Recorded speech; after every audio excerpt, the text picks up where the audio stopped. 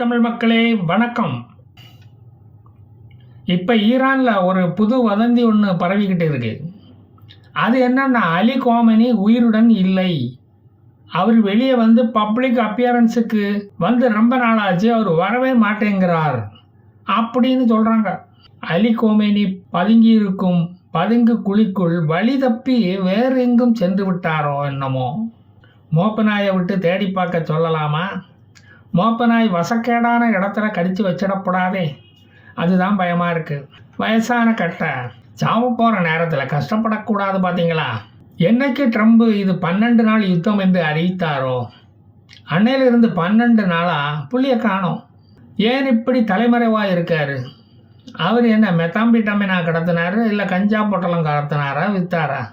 அப்படியெல்லாம் ஒன்றும் இல்லையே. தலைமறைவாக இருக்கிறதுக்கு என்ன காரணம்? அடிக்கடி டிவியில் வந்து நல்ல விளையாட்டம் வந்து பேசிக்கிட்டு இருப்பார். என்ன ஆச்சு அவருக்கு? நியாயமான கவலை நமக்கு வரத்தானே செய்யும். போர்டோ குகை தாக்கப்பட்டதிலிருந்தே மனுஷனுக்கு பிபியின் தாக்கம் ரொம்ப அதிகமாக போயிட்டு. விஷயம் அறிந்த வட்டாரங்கள் அப்படித்தான் சொல்லுது. அடுத்த வாரிசை அறிவிக்காமல் போயிட போகிறோமே என்ற தாக்கம், ஏக்கம், தூக்கம் எல்லாம் புள்ளிக்கு இருந்துக்கிட்டே தான் இருந்திருக்கு என்று கூட இருந்த கூமுட்டைகள் சொல்லுகிறார்கள். அதனால் நம்மால் கவலைப்படாமல் இருக்க முடியவில்லை. வாரிசை அறிவிக்காமல் போனால் அண்ணன் தம்பிகளை ஒருத்தனுக்கு ஒருத்தன் அடிச்சுக்குவானுங்களே. அல் ஜசீரா பத்ரியா ஆபீஸை தீய வச்சு கொளுத்தி போடுவானுங்களே. ஈரானில் 36 வருஷமாக நிலையான ஆட்சியை கொடுத்தவர் இப்படி பொட்டுன்னு போனால் இது அவருக்கு கிடைத்த நல்ல சாவு அப்படின்னு தானே அவரோட எதிரிகள் கூட மகிழ்ச்சியாக சொல்லுவானுங்க.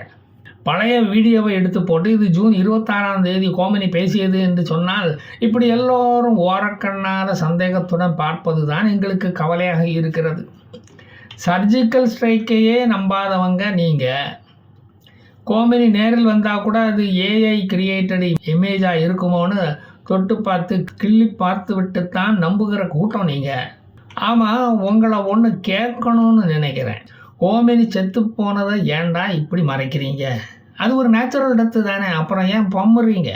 கொடுங்கோல் ஆட்சி புரிந்து செங்கோலை ஆஃபீஸில் வைக்க மாட்டேன் என்று சொன்னவர் பொட்டுன்னு போய் சேர்ந்துட்டார். தெய்வம் இப்பெல்லாம் நின்று கொள்ளாது, இப்பெல்லாம் பறந்து வந்து தான் கொல்லுது. உண்மையை சொல்லி உலக இஸ்லாமிய தலைவர்கள் வந்து அவருக்கு மலர் வளையம் வைக்க விடாமல் ஏன் இப்படி சதி பண்ணுறீங்க? பூக்கட்டி பிழைக்கிறவன் 4 மலர் வளையம் தயாரித்து 4 காசு பார்க்கலான்னா அதையும் இப்படி தடுக்கிறீங்களே. அவன் வயிற்றுல ஏன்யா இப்படி அடிக்கிறீங்க? இஸ்ரேல் மேலே உள்ள கோபத்தை அவன் மேலே ஏன்யா காட்டுறீங்க? ஜூன் 26ஆம் தேதி கோமனி பேசியதாக ஒரு ப்ரீ ரெக்கார்டட் வீடியோவை வெளியிட்டீங்க. அந்த வீடியோவில் நாங்கள் அமெரிக்காவையும் இஸ்ரேலையும் ஜெயித்து விட்டோம் என்று சொல்லும் போதே நினச்சேன், இது எப்போவோ எடுத்த வீடியோ, இப்போ எடுத்த வீடியோ இல்லைன்னு. ஏஐ கிரியேட்டட் வீடியோ இமேஜை வைத்து ஈரானியர்களை வேண்டுமானால் ஏமாற்றலாம், இந்தியர்களை அப்படி ஏமாற்ற முடியுமா? கோமனி செத்து போயிட்டாரு என்று உண்மையை சொன்னால் அவர் என்ன எந்திரிச்சு வந்து ஏன்பா இப்படி போய் சொல்லி மக்களை ஏமாத்துறீங்கன்னு கேட்கவா போகிறார்? முகமது டெய்ஃபு, ஹசன் நசருல்லா செத்து 2 மாதத்துக்கு அப்புறம் தானே உண்மையை ஒத்துக்கொண்டீர்கள். அது மாதிரி சொல்லலான்னு நினச்சிக்கிட்டு இருக்கிறீங்களா? எல்லா பணத்தையும் நார வச்சு தான் அடக்கம் பண்ணுவீங்களா? இல்லை யாஷியா சின்னர் மாதிரி கையில் ஒரு கம்பை கொடுத்து பக்கத்து பில்டிங்க்கு ஓட சொல்லுங்கள், நாங்கள் ட்ரோனை அனுப்பி பார்த்துக்குறோம். இப்படி எதுக்குமே சம்பாதிக்க மாட்டேங்கிறீங்களே. ஒரு மனுஷனை நிம்மதியாக சாக கூட விட மாட்டீங்களாடா? அங்கேயும் வந்து இடைஞ்சல் பண்ணிக்கிட்டு தான் இருப்பீங்களா? அவர் செத்த செய்தி அறிஞ்சால் ஈரானிய பெண்களாவது கேக்கு வெட்டி கொண்டாடுவாங்க. அவங்களோட சந்தோஷத்திலையும் இப்படி குறுக்க வந்து நிற்கிறீங்களே. போர் நிறுத்தத்துக்கு சம்மதித்து விட்டார் கோமனி என்ற கெட்ட பெயர் தனக்கு வந்துவிடக்கூடாதே என்று தூக்க மாத்திரைகளை அதிகமாக சாப்பிட்டு ஆள் அமைதியாக தூங்கிக்கிட்டு இருக்காரு அப்படின்னு வேண்டுமானால் சொல்லுங்கள், நாங்கள் நம்புகிறோம். அவரோட கருப்பு அங்கேயே அகற்றிவிட்டு வெள்ளை அங்கேயே போத்திவிட எத்தனை ஷேக்குகள் வரிசையில் வந்து காத்து கிடக்கிறாங்க தெரியுமா? அவங்களுக்கும் 1000 வேலை இருக்கும்ல. இப்படி சஸ்பென்ஸ்லேயே அவங்கள வச்சுருந்தா பொறுமை இழந்து மலர் விளையத்தை தங்கள் கழுத்தில் மாட்டிக்கிட்டு அவங்களும் கோபத்தில் போயிடுவாங்க, கிளம்பிடுவாங்க. அந்த நிலைமைக்கு நாமளும் அவங்கள கொண்டு செல்ல வேண்டுமா? போரில் அடைந்த தோல்வியால் அவருக்கு மக்கள் முகத்தில் முழிக்க வெக்கமாக கூட இருக்கலாம். அநியாயமாக சாக இருந்தவரை அமெரிக்கா தான் தலையிட்டு அவரை சாவிலிருந்து காப்பாற்றி விட்டதே, அப்புறம் என்ன கவலை? பிரியாணி போட ஆடுகளை மட்டும் சாகடிக்கிறீங்க, இந்த ஆட்டுக்கு கொடுக்குற சுதந்திரத்தை கூட ஒரு தலைவனுக்கு கொடுக்க மாட்டேங்கிறீங்களே. இஸ்ரேல் என்ற நாட்டை அழிக்க அல்லும் பகலும் அயராது பாடுபட்ட உழைத்த ஒரு ஒப்பற்ற தலைவனுக்கு கொடுக்கும் மரியாதை இம்புட்டு தானா? கோமினியின் ஏவுகணையை சமாளிக்க முடியாமல் அமெரிக்காவை கூட்டிக்கிட்டு வந்து தாக்குதல் நடத்தியது இஸ்ரேல் தான். அதனால ஈரான் தான் ஜெயிச்சது.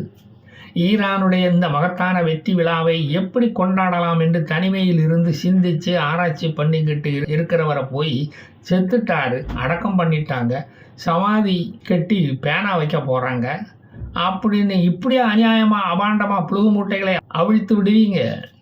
அவருடைய ஆவி கூட உங்களை மன்னிக்காது.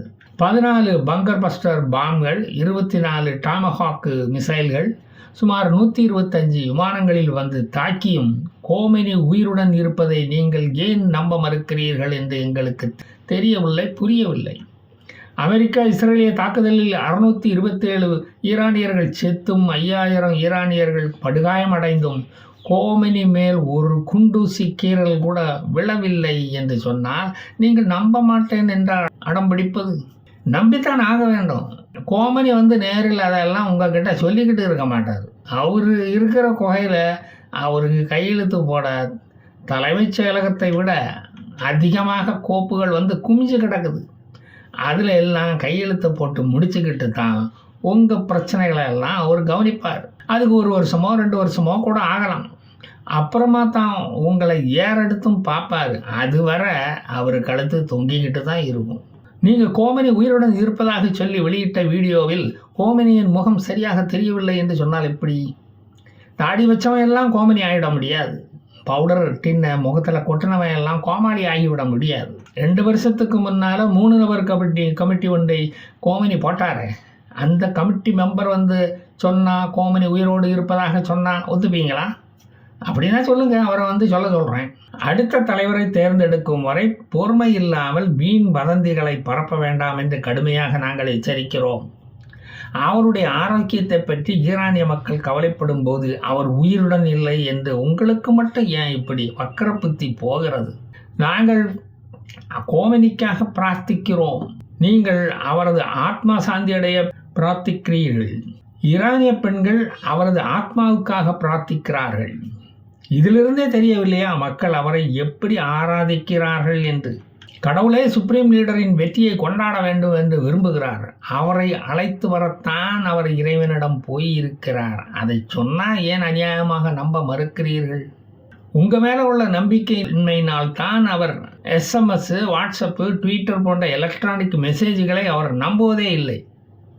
அவற்றை இப்போது அவரால் படிக்கவே முடியாது, இனி படிக்கவும் மாட்டார். அதற்கு அவருக்கு நேரம் இல்லை. சொன்னால் கேளுங்கப்பா, போயிட்டு அப்புறமா வாங்க, செத்தா சொல்லி அனுப்புகிறோம். எங்கள் உயிரை வாங்காதீங்க, அவர் உயிரை வாங்கின மாதிரி. அவரை வாட்ஸ்அப் காலில் வந்து பேச சொல்கிறீங்க. ஏன் இப்படி நம்பிக்கை இல்லாமல் அப்படி சொல்லுகிறீர்கள்? மறுபடியும் வந்து தொல்லை பண்ணிக்கிட்டே இருக்கீங்களே. அவருக்கு தான் எலக்ட்ரானிக் மீடியா செய்திகள் பிடிக்காது என்று சொன்னாலும் கேட்க மாட்டேங்கிறீங்களே.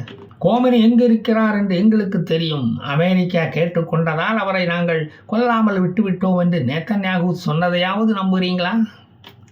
கோமெனி இருக்கும் இடத்தை கண்டுபிடித்து விட்டோம், எங்களுக்கு ஒரே ஒரு GPU 57B பாமை கொடுங்கள் என்று அமெரிக்காவிடம் போய் இஸ்ரேல் கேட்டபோது அமெரிக்கா மறுத்து விட்டதே.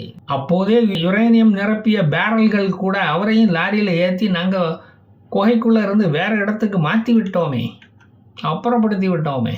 ஐயா, ஏமாந்த சோனகிரி நீங்கள் தான். இப்போ தனி மக்களே, கொஞ்சம் காசாவுக்கும் நான் போய்விட்டு வருகிறேன். மீண்டும் வருவேன். ஜெய் ஹிந்த்.